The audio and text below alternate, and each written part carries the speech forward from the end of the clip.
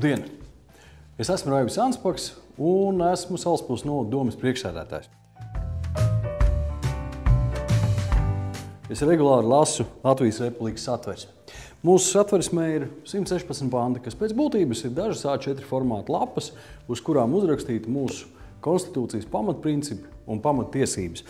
Bet, ja mēs skatāmies uz šo grāmatu krājumu, tad tie ir satversmes komentāri.